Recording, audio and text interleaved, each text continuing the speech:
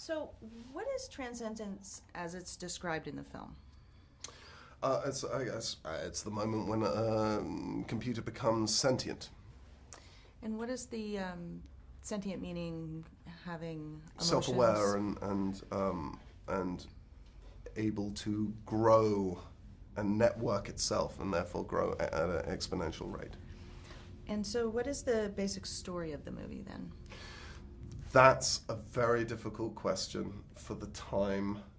You know, I don't know how long the movie is, but it needs every one of those minutes in order to tell its story. But it's really a science fiction thriller that is, you know, about a couple who are trying to create a sentient computer. And it also has a very layered emotional story in the movie, which I think is what is beautiful about it. I can speak to my character and my involvement, which is that Max is their best friend, and in the film he's sort of the audience proxy, really. You're experiencing fear and trepidation at the same time as Max is, and he is helping them on this quest. They are trying to map the human brain in order to, with the goal of creating a sentient computer. And Max doesn't believe that that is possible. However, on that journey, thinks that amazing advances in our understanding of the brain and the medical applications that would suggest will be found, and then this dreadful thing happens where Will is assassinated, and he's dying, and he's faced with the choice of letting his friend die or trying to help speed up this process and upload his consciousness into a computer, and he does so, really against his own better judgment. And it's successful. And then the computer wants to network and to grow. And the moment that happens, my character, Max, starts to get cold feet and wondering whether he has sort of unleashed a monster on the world. And the film is really watching that play out.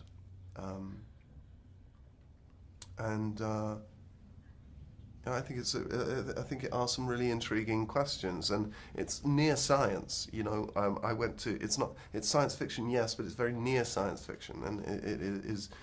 I went to speak to some neuroscientists about it, and you know, one of the foremost men in the world, Professor Christoph Koch. I asked him, how far-fetched is this? And he said 30 years. And that's an extraordinary thought, because you are essentially talking about immortality in some of our lifetimes, and these people aren't kooks, you know. These. That's so true.